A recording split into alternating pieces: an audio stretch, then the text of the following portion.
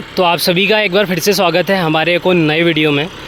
तो आज हम हमारा जो प्लाऊ वाला प्लाट है उसको पूरा बराबर कर रहे हैं लेवल में। और आज हम कर रहे हैं कल्टीवेटर से। अब कल्टीवेटर से करने का क्या क्या बेनिफिट हैं, क्या क्या फ़ायदे हैं। अब कई किसान ये बोलेंगे कि आप कल्टीवेटर की बजाय डायरेक्ट अगर रोटावेटर से करते तो उसमें और ज़्यादा बेनिफिट होता, खेत और बढ़िया तरीके से बराबर हो जाता। अब जैसे आप जो रिवर्सेबल प्लाऊ वाला जो प्लाट है इसमें अगर आप सबसे पहले देखेंगे तो आप ये कोशिश करते हैं कि जो नालियाँ हैं आइट साइड की, चारों तरफ की, 3 तरफ की जो नालियाँ रहती हैं उनको आप पूरा बराबर कर लें। तो नालियाँ हमेशा कल्टीवेटर से ही बराबर होती हैं। आप रोटावेटर से 3 बार मार लो, 4 बार घुमा लो तो भी आपकी जो नालियाँ हैं ये सही तरीके से, प्रॉपर तरीके से बराबर नहीं होती हैं। दूसरी चीज़ ये कि जो कल्टीवेटर है इसमें क्या होता है कि जो बड़े बड़े डिक्कल हैं ये पूरे फूट जाते हैं, बराबर हो जाते हैं। अब अगर आप रोटावेटर डायरेक्ट इसमें चलाओगे तो रोटावेटर में क्या हुआ कि जितने भी बड़े बड़े डिक्कल हैं ये बराबर तो होंगे लेकिन इतने बराबर नहीं होंगे जितने कि इस वाले प्लाट में अगर आप, जिसमें कल्टीवेटर हो गया है, इसमें अगर कल्टीवेटर चलाने के बाद रोटावेटर चलाते हैं तो सीधा सा गणित है कि अगर आप प्लाऊ वाले खेत में डायरेक्ट रोटावेटर कर रहे हैं तो आपको 2 बार रोटावेटर करना पड़ेगा। सिंगल राउंड से आपका खेत बराबर नहीं होगा।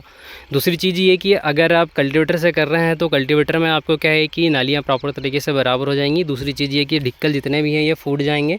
फूटने के बाद जो डिक्कल रहते हैं इनमें अभी भी मॉइस्चर है, नमी है।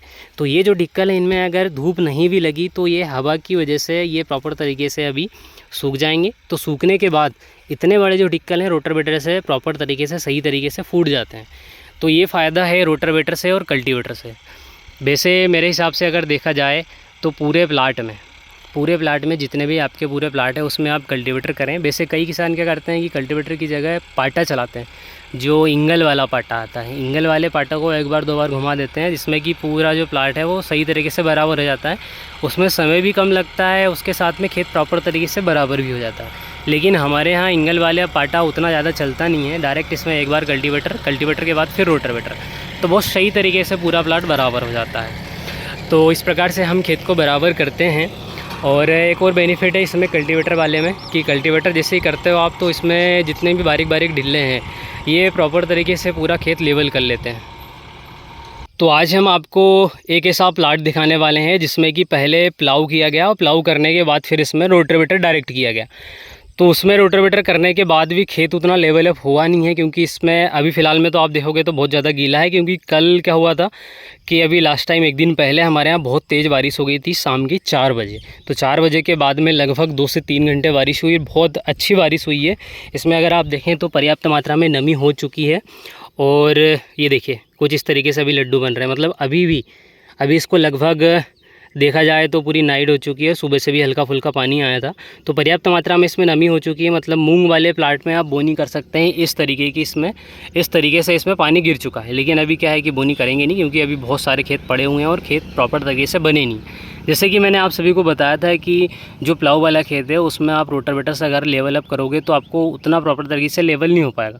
देखिए ये नाली का साइड से है, जस्ट साइड से नाली थी और इसमें 2 से 3 बार इसमें रोटावेटर किया गया, उसके बावजूद भी प्रॉपर तरीके से अभी इसमें लेवल नहीं हुआ है। तो इसीलिए हम आप सभी को बताते हैं कि पहले आपको कल्टीवेटर करना है और कल्टीवेटर करने के बाद फिर आप इसमें अगर रोटावेटर करेंगे तो उसमें आपका जो खेत है प्रॉपर तरीके से लेवल अप हो जाएगा। तो आपका समय भी थोड़ा सा बचेगा और उसके साथ में खेत भी सही तरीके से बन जाएगा। खेत को सही तरीके से बनाना बहुत ज़रूरी है, क्योंकि मकान की नींव अगर सही होगी तो मकान आपका सालों साल चलेगा। इसी प्रकार से क्या है कि खेत अगर आप सही तरीके से तैयार करेंगे तो आपका सीड का जर्मिनेशन भी सही होगा, खरपतवार भी कम निकलेगा और आपका प्रॉपर तरीके से प्रोडक्शन मिल पाएगा। अभी अगर आप इस डायरेक्शन में देख रहे हैं तो इस डायरेक्शन में क्या है कि प्लाऊ चला हुआ था, लेकिन रोटावेटर करने के बाद भी अगर आप देखोगे तो इसमें इस डायरेक्शन में ऊपर नीचे आपको नालियाँ बनी हुई दिखेंगी, जबकि इसमें रोटावेटर हो गया था उसके बावजूद भी। अब इस डायरेक्शन में अगर आप देखेंगे तो आप सोचेंगे कि ये जो धारियाँ हैं साइड वाली, ये रोटावेटर की धारियाँ हैं। लेकिन यहाँ क्या है कि टायर चला था और इसमें थोड़ा सा स्पीड से रोटावेटर चला है, मतलब ट्रैक्टर थोड़ा सा तेज़ चला है, उस वजह से भी इसमें इस प्रकार की समस्या आई हैं। तो ये अभी सिडल चलाने के लायक खेत बना नहीं है। खैर अब ये पानी आ गया था तो उसके लिए फिर इसको एक बार वो लेवल करना ही पड़ेगा।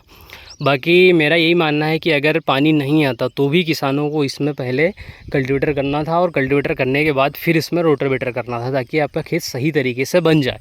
चलिए आज की वीडियो में इतना ही। बाकी हम आपको इसमें कुछ क्लिप्स ऐड कर देंगे जो कि अभी बारिश आई थी तो कितना तेज़ पानी गिरा था। बाकी नेक्स्ट वीडियो में थोड़ा सा और अच्छी चीज़ें आपको दिखाने की कोशिश करेंगे। आज की वीडियो में इतना ही। एंड तक वीडियो वॉच करने के लिए बहुत बहुत धन्यवाद।